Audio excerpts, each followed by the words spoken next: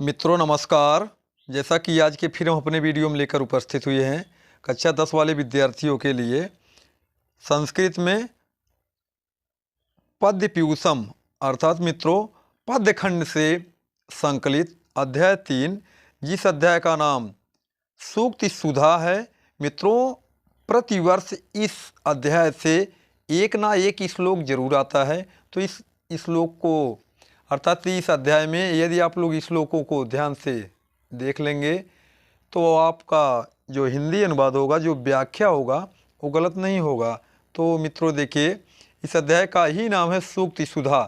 सु माने सुंदर, उक्ति माने कथन। मित्रों इसमें दीर्घ संधि होगी, यानी सु माने सुंदर होता, उक्ति माने कथन, और सुधा माने अमृत। अर्थात सुंदर उक्तियों का जो अमृत होता है उसी को सूक्ति सुधा के नाम से जानते हैं। अर्थात मित्रों सबसे मधुर वाणी ही होती है, अर्थात सबसे मधुर वचन ही होते हैं, उसी को सूक्ति सुधा के नाम से जाना जाता है। और मित्रों यह जो अध्याय है इसी सुंदर वाणी के नाम पर ही अध्याय है। तो चलिए हम देर ना करते हुए इस अध्याय में सभी श्लोकों का अर्थ देखते हैं। देखिए इसमें यानी पहला श्लोक है, भाषासु मुख्या मधुरा दिव्या गीर्वाण भारती तस्माद्धि काव्यम मधुरम तस्मादपि सुभाषितम। मित्रों पहले हम इसका शब्दार्थ जानते हैं। भाषासु, भाषासु माने होता है भाषाओं में, मुख्या माने मुख्य, मधुरा माने मधुर, दिव्या माने दिव्य अथवा अलौकिक, गीर्वाण भारती मित्रों संस्कृत का उपनाम है। इसको देवभाषा भी कहते हैं, देववाणी भी कहते हैं और भारती भी कहते हैं। आगे है तस्माद्धि, इसीलिए, काव्य माने काव्य, मधुरम माने मधुर, तस्मादपि और भी, अर्थात तस्मादपि और उसमें भी, सुभाषितम माने मधुर वचन या मीठी वाणी। तो मित्रों इसका पूरा अर्थ होगा, यानी भाषाओं में जिस प्रकार से मित्रों बालिकेषु होता है, यानी बालिके बालिकेयो बालिकेषु, यानी सप्तमी विभक्ति बहुवचन का रूप बालिकेषु होता है, यानी बालकों में, उसी प्रकार से है भाषासु माने भाषाओं में। तो भाषाओं में मुख्य, मधुर, दिव्य अथवा अलौकिक भाषा संस्कृत भाषा है, इसीलिए उसका काव्य मधुर है और काव्यों में मधुर वचन होते हैं, अर्थात मीठी वाणी होती है। फिर से मित्रों इसका पूरा अर्थ देख लेते हैं, यानी भाषाओं में मुख्य, मधुर, दिव्य अथवा अलौकिक भाषा संस्कृत भाषा है, इसलिए उसका काव्य मधुर है, अर्थात संस्कृत भाषा का काव्य मधुर है और काव्यों में मधुर वचन होते हैं, अर्थात मीठी वाणी होती है। फिर मित्रों इसमें दूसरा श्लोक है, पृथिव्याम तृणरत्नानि जलमन्नम सुभाषितम मूढ़ैः पाषाण खंडेषु रत्न संज्ञा विधीयते। पृथिव्याम माने पृथ्वी पर, त्रीणि माने तीन, रत्नानि माने रत्न, जलम माने जल, अन्नम माने अन्न, सुभाषितम माने मधुर वचन। मूढ़ैः माने मूर्ख लोगों के द्वारा, पाषाण माने पत्थर के, खंडेश माने टुकड़ों में, रत्न माने रत्न, संज्ञा माने संज्ञा, विधेयते माने जाना जाता या कहा जाता है। तो मित्रों इसका पूरा अर्थ होगा, यानी पृथ्वी पर तीन रत्न हैं, जल, अन्न और सुभाषित अर्थात मधुर वचन, और मूर्ख लोगों के द्वारा पत्थर के टुकड़े में रत्न संज्ञा जानी जाती है। अर्थात मित्रों कहने का अर्थ यह है कि पृथ्वी पर तीन रत्न हैं, जल, अन्न और मधुर वचन, तथा मूर्ख लोग पत्थर के टुकड़ों को रत्न संज्ञा के नाम से जानते हैं, अर्थात पत्थर के टुकड़ों को रत्न संज्ञा कहते हैं। तो मित्रों इसका फिर से पूरा एक बार देख लेते हैं, यानी पृथ्वी पर तीन रत्न हैं, जल, अन्न और मधुर वचन, तथा मूर्ख लोगों के द्वारा पत्थर के टुकड़ों में रत्न संज्ञा जानी जाती है, या पत्थर के टुकड़े को रत्न संज्ञा कहते हैं। फिर अगला श्लोक है, काव्य शास्त्र विनोदेन कालो गच्छत धीमताम व्यसनेन च मूर्खाणाम निद्रया कलहेन वा। काव्य शास्त्र मित्रों इसमें अर्थ होगा, यानी काव्य शास्त्र, काव्य और शास्त्र को पढ़ने में, विनोदेन माने प्रेम पूर्वक बातचीत करने में, कालो माने समय, गच्छति माने जाता है, धीमताम माने बुद्धिमान लोगों का, व्यसनेन चा और व्यसन करने से, व्यसन माने मित्रों होता गंदी आदत, मूर्खाणा माने मूर्ख लोगों का, निद्रा माने नींद में, कलहेन माने लड़ाई झगड़े में, वा माने अथवा। तो इसका पूरा अर्थ होगा, यानी मित्रों देखिए ये जो धीम ताम लिखा गया इसको हम पहले ले आते हैं, यानी बुद्धिमान लोगों का समय काव्य और शास्त्र को पढ़ने में तथा विनोदेन माने प्रेम पूर्वक बातचीत करने में गच्छति माने जाता है या व्यतीत होता है, और मूर्ख लोगों का समय नींद में अर्थात सोने में अथवा लड़ाई झगड़े में व्यसन होता है या खर्च होता है या व्यतीत होता है। मित्रों चाहे जो कर सकते हैं, तो फिर से इसका पूरा अर्थ देख लेते हैं, यानी बुद्धिमान लोगों का समय काव्य और शास्त्र को पढ़ने में तथा प्रेम पूर्वक बातचीत करने में व्यतीत होता है, और मूर्ख लोगों का समय सोने में अथवा लड़ाई झगड़े में व्यसन होता है या व्यतीत होता है। मित्रों इसमें अगला श्लोक है, श्लोकस्तु श्लोकताम याति यत्र तिष्ठन्ति साधवः लकारो लुप्यते तत्र यत्र तिष्ठन्ति असाधवः। श्लोक अस्तु,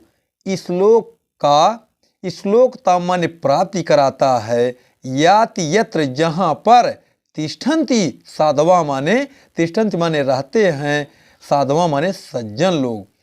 लकारो लुप्यते, लकारो माने लाका, लुप्यते माने लोप हो जाता है, तत्र माने जहाँ पर, तत्र यत्र जहाँ पर, तिष्ठन्ति असाधवा, तिष्ठन्ति माने रहते हैं, असाधवा माने दुर्जन लोग। तो मित्रों इसमें देखिए तिष्ठन्ति धन असाधवा करेंगे तब जाकर के होगा तिष्ठन्ति असाधवा। मित्रों यहाँ पर देखिए यण संधि है, इसका देखिए मित्रों आप लोगों को संधि विच्छेद दिखाते हैं। मित्रों देखिए जब करेंगे तिष्ठन्ति धन असाधवा है,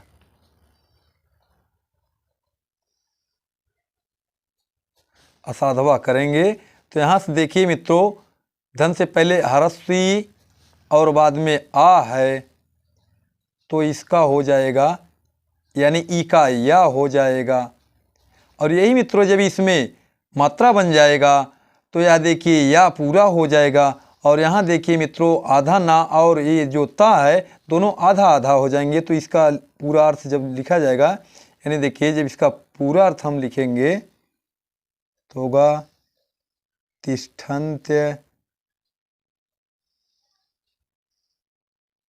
साधवः।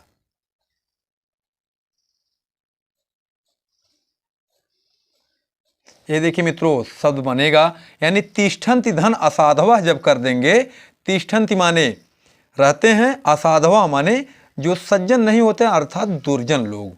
तो मित्रों इसका पूरा अर्थ देख लेते हैं, यानी जहाँ पर, याति यत्र तिष्ठन्ति साधवा, यानी जहाँ पर सज्जन लोग रहते हैं वहाँ पर श्लोक शब्द का ला रहता है, और जहाँ पर तत्र यत्र जहाँ पर दुर्जन लोग रहते हैं वहाँ पर इसी श्लोक का ला लुप्त हो जाता है। अर्थात मित्रों यह श्लोक में जब ला हटा देंगे तो बचेगा शोक, अर्थात मित्रों ला का लोप होने का मतलब लकारो लुप्यते, ला का लोप होने का मतलब यही है कि ला का लुप्त हो जाएगा, अर्थात श्लोक शब्द का जब ला लुप्त हो जाएगा तो मित्रों किस में बदल जाएगा, शोक में बदल जाएगा।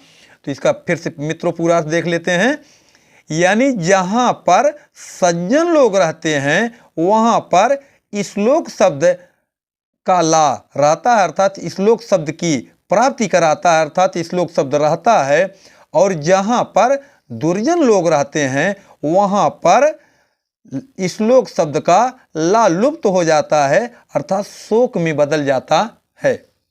फिर मित्रों इसमें अगला श्लोक देखते हैं, अप्राप्त कालम वचनम बृहस्पति अपि ब्रुवन् प्राप्यानुयाद बुद्धि अवज्ञान अपमानम च शाश्वतम। अप्राप्त कालम माने अनुचित समय में, वचनम माने वचन या वाक्य, बृहस्पति अपि ब्रुवन्, बृहस्पति माने मित्रों देखिए यानी दैत्यों अर्थात राक्षसों के जो गुरु शुक्राचार्य हैं और देवताओं के गुरु जो हैं बृहस्पति हैं, तो बृहस्पति अपि ब्रुवन्, बृहस्पति भी, ब्रुवन् माने बोले या कहें, प्राप्नु याद, यानी प्राप्त करते हैं। बुद्धि अवज्ञान अपमानम च, बुद्धि की अवज्ञान माने अवहेलना, अपमानम च देखिए मित्रों, जिस शब्द के पीछे लगता है उसका अर्थ उसी शब्द से पहले लिया जाता है, यानी और अपमान माने अपमान, शाश्वतम माने निरंतर या लगातार। तो मित्रों इसका पूरा अर्थ होगा, यानी अनुचित समय में बृहस्पति ही क्यों ना वाक्य कहें या बोले, वे निरंतर बुद्धि की अवहेलना और अपमान को प्राप्त करते हैं। फिर से मित्रों एक बार पूरा देख लेते हैं, यानी अनुचित समय में बृहस्पति ही क्यों ना वाक्य कहें या वचन बोले, वे निरंतर या हमेशा बुद्धि की अवहेलना और अपमान को प्राप्त करते हैं। फिर मित्रों इसमें देखिए छठा श्लोक है, वाच्यम श्रद्धा समेतस्य परीक्षिता च विशेषता प्रोक्तम श्रद्धा विहीनस्य अपि अरण्य रुदितोपमम।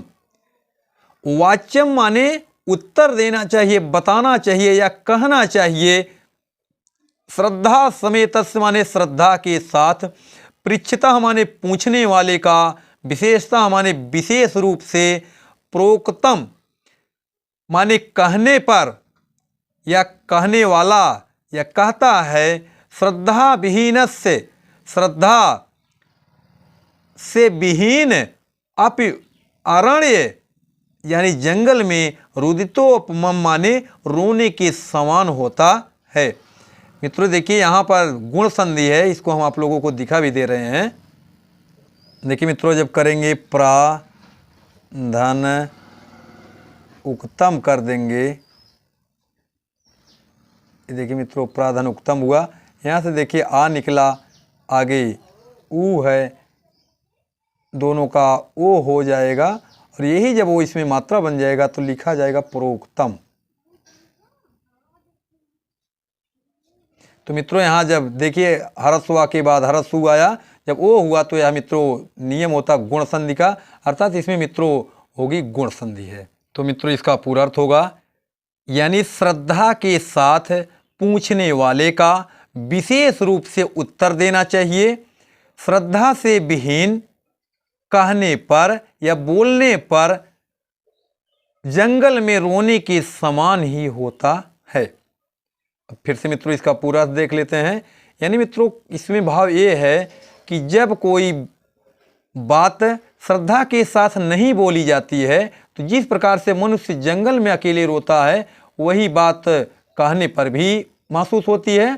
तो इसका पूरा अर्थ फिर से एक बार देख लेते हैं, यानी श्रद्धा के साथ पूछने वाले का विशेष रूप से उत्तर देना चाहिए। अर्थात मित्रों जब हमारा कोई अगर पता पूछ रहा तो हमको पता ही बतानी चाहिए, अर्थात जब हमारा कोई नाम पूछ रहा हमको नाम ही केवल बताना चाहिए। तो वही बात यहाँ है, अर्थात जितना कोई प्रश्न करे उतना ही उत्तर दिया जाए तो वह सही है, ज़्यादा कहने से कुछ मतलब नहीं है। वही मित्रों बात इसमें कही गई है।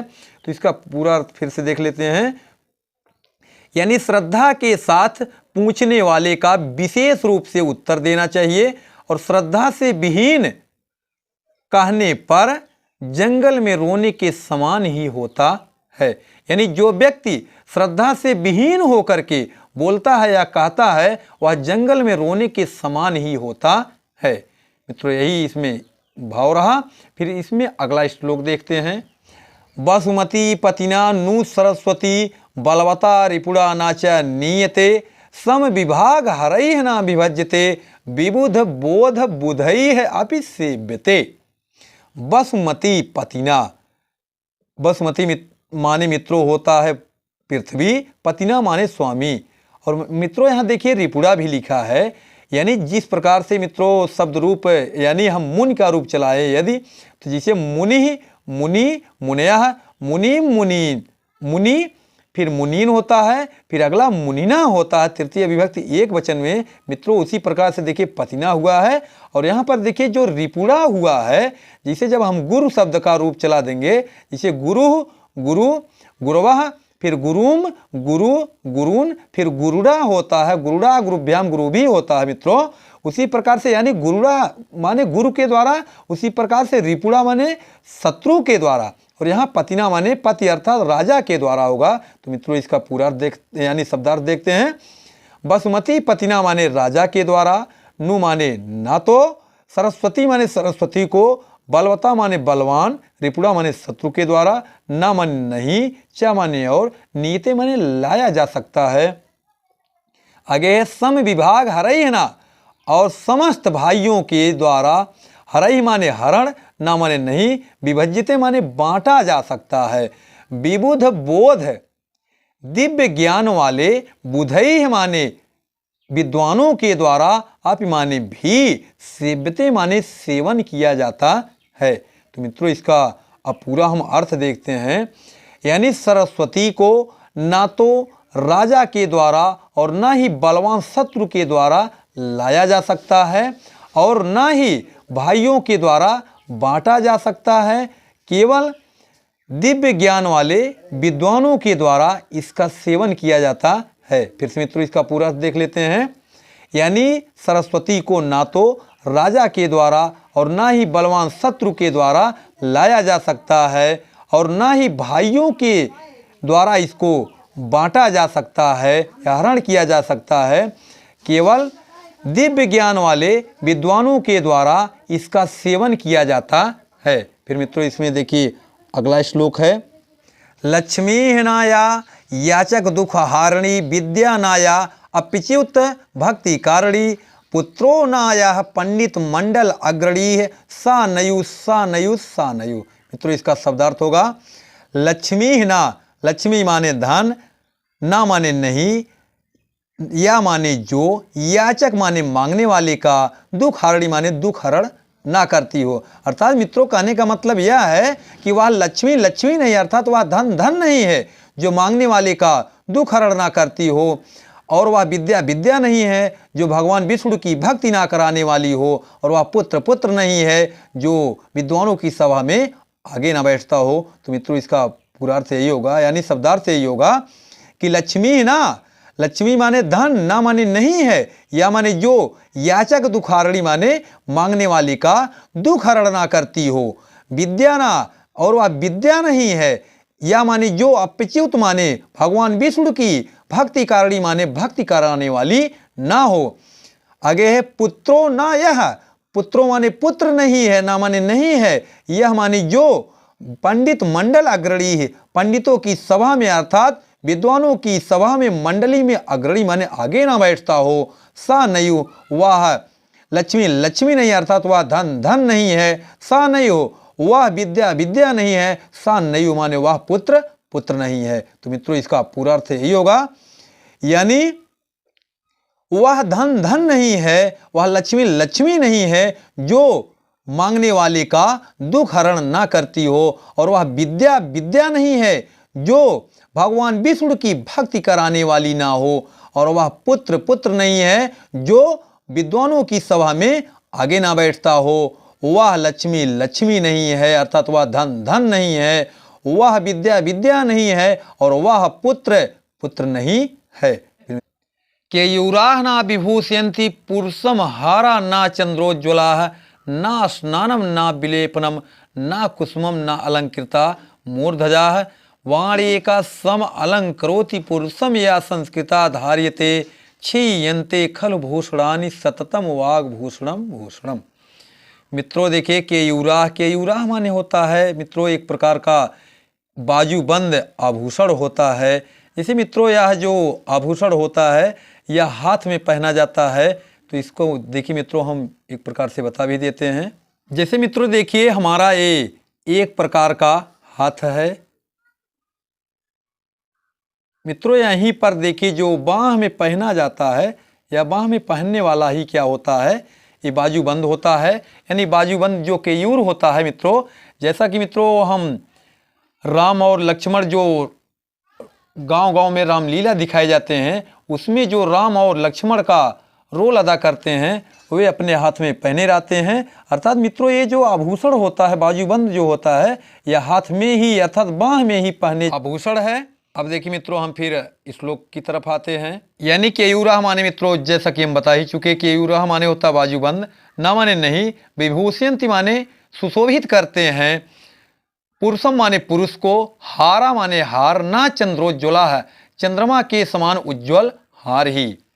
ना स्नानम ना स्नान करना, ना विलेपनम माने ना चंदन का लेप आदि लगाना, ना कुसुमम कुसुम माने मित्रों फूल होता है, ना ही सुगंधित फूल ही पुष्प ही, ना अलंकृता मूर्धजा, ना अलंकृता माने ना अलंकृत अर्थात अलंकृत करते हैं शोभा बढ़ाते हैं, मूर्धजा माने बाल अर्थात मित्रों अलंकृत माने होता है जो सजाए गए बाल होते हैं, सजाए गए संवारे गए जो बाल होते हैं, मूर्धजा माने बाल ही, ना ही व्यक्ति की शोभा बढ़ाते हैं। तो मित्रों इसका पूरा अर्थ यही होगा, यानी देखिए ना ही यानी पुरुषम माने व्यक्ति की, ना तो बाजूबंद ही शोभा बढ़ाते हैं और ना ही चंद्रमा के समान उज्ज्वल हार ही पुरुष की शोभा बढ़ाते हैं, ना ही स्नान करना पुरुष की शोभा बढ़ाता है, ना चंदन आदि का लेप लगाने से, ना सुगंधित फूल से और ना ही सजाए गए सुंदर बाल से ही पुरुष की शोभा बढ़ती है। फिर से मित्रों इसका पूरा अर्थ एक बार देख लेते हैं, यानी बाजूबंद आदि आभूषण पहनने से और चंद्रमा के समान उज्ज्वल हार पहनने से, ना स्नान करने से, चंदन आदि का लेप लगाने से, सुगंधित फूल और सजे संवारे बाल से पुरुष की शोभा नहीं बढ़ती है। अर्थात मित्रों इसमें जो सभी बताए गए हैं, सभी प्रकार के जो नियम बताए गए हैं, इससे पुरुष की शोभा नहीं बढ़ती। अर्थात न तो बाजूबंद पहनने से पुरुष की शोभा बढ़ती है, न ही चंद्रमा के समान उज्ज्वल हार ही पहनने से पुरुष की शोभा बढ़ती है, न स्नान करने से पुरुष की शोभा बढ़ती है, न चंदन आदि का लेप लगाने से पुरुष की शोभा बढ़ती है, न ही सुगंधित फूलों और सजे संवारे बालों से पुरुष की शोभा नहीं बढ़ती है। तो मित्रों बढ़ती किससे है, देखिए आगे क्या कहा गया है, वाण एका सम अलंकरोति पुरुषम या संस्कृता धार्यते क्षीयन्ते खलु भूषणानि सततम वाग भूषणम भूषणम। वाण एका माने मित्रों होता वाणी ही एक ऐसा आभूषण है जो सम अलंकरोति पुरुषम, सम अलंकरोति माने शोभा बढ़ाती है, पुरुषम माने पुरुष की, या माने जो संस्कृता माने सुव्यवस्थित अर्थात व्यवस्थित रूप से, धार्यते माने धारण की जाती है, क्षीयन्ते माने क्षीण हो जाते हैं, नष्ट हो जाते हैं, खलु माने निश्चय ही निश्चित रूप से, भूषणानि माने आभूषण, सत्ता माने लगातार या निरंतर, वाग भूषणम वाणी ही भूषणम माने रहती है अर्थात निरंतर वाणी ही चलती रहती है। अर्थात जो मित्रों सुंदर वाणी रहती है वह नष्ट होने वाली नहीं होती है। अब पूरा इसका अर्थ होगा, यानी वाणी ही पुरुष की शोभा को बढ़ाती है, यानी वाणी ही एक ऐसा आभूषण है जो पुरुष की शोभा को बढ़ाती है, जो सुव्यवस्थित धारण की जाती है, सभी आभूषण नष्ट हो जाते हैं और वाणी ही एक ऐसा आभूषण है जो लगातार बोली जाती है अर्थात लगातार रहती है। तो मित्रों इस प्रकार से देखिए इस अध्याय के सभी श्लोकों का अर्थ भी समाप्त हुआ। फिर आप लोगों से मिलते हैं एक नए अध्याय के साथ, तब तक के लिए आप सभी को धन्यवाद।